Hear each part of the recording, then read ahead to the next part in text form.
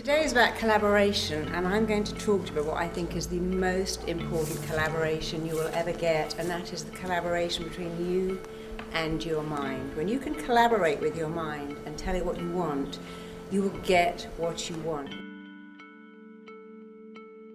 What I believe is you need to know 4 things about your mind, and if you put these 4 things into practice, you will have success across the board at every level. So let me tell you what these 4 things are about your mind.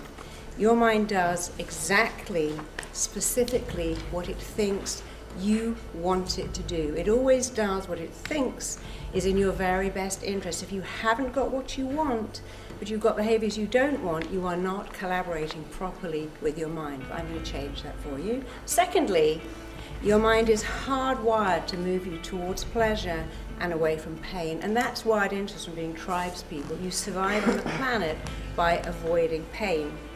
Thirdly, the way you feel about everything all the time is only down to 2 things: the pictures you make in your head and the words you say to yourself. And fourthly, your mind loves what is familiar. It is programmed to keep going over and over again for what is familiar.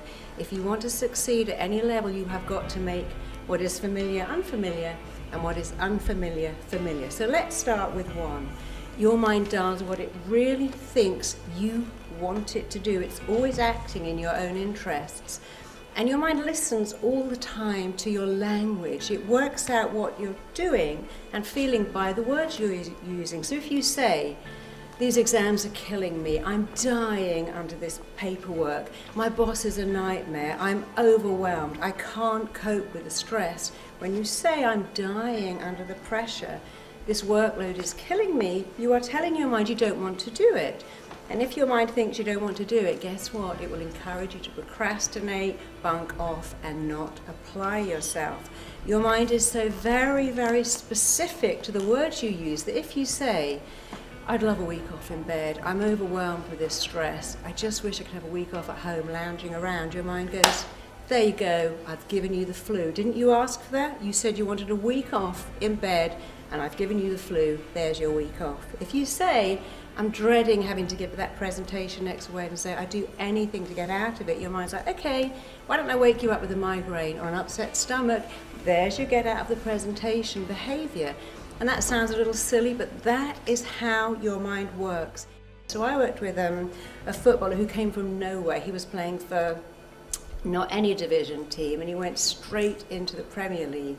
And he wasn't very tall, and he said, I feel daunted because I'm not tall. And I said, okay, so imagine you're Maradona. Do you think Maradona says that when he goes on the pitch? "I don't feel tall enough"? Of course he doesn't. Do you think Michael Owen does that?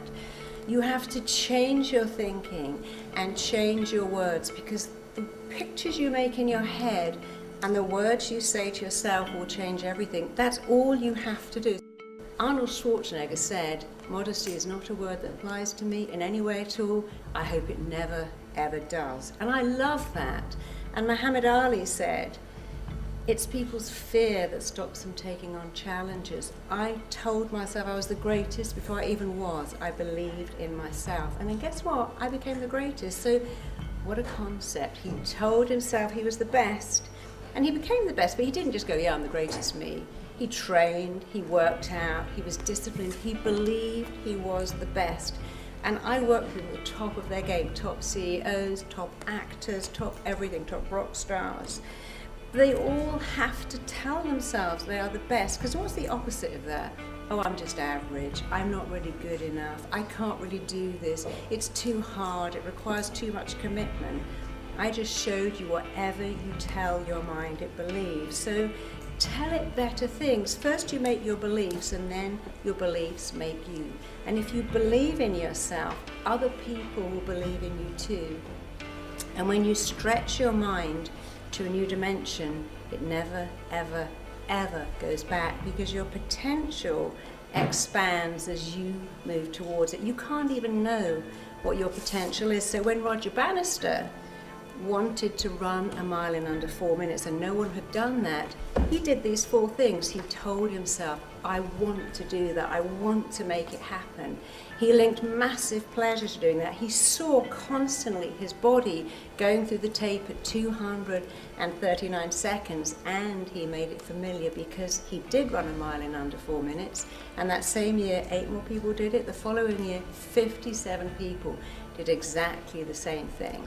So he made what was unfamiliar familiar. You have everything to gain by doing these 4 things. Tell your mind exactly what you want. Use really detailed, descriptive, positive, powerful words. It's not positive thinking, it's rewiring your brain for success. And that is success across the board, not just in business, not just in athletics, but in everything, even in your relationships. Link massive, huge, enormous pleasure to getting there and pain to staying the same. Change the pictures, change the words. When you have a brilliant brain, and we all have a brilliant brain, you have 2 choices. Rationalize why you feel so bad, or talk yourself out of it. I can't cope with these exams, I'm not getting enough sleep. Or change that to, this is temporary, I can do this, I want to do it, I'll sleep later. And make the familiar unfamiliar. Most important, make self-belief so normal to you that everyone else believes in you too.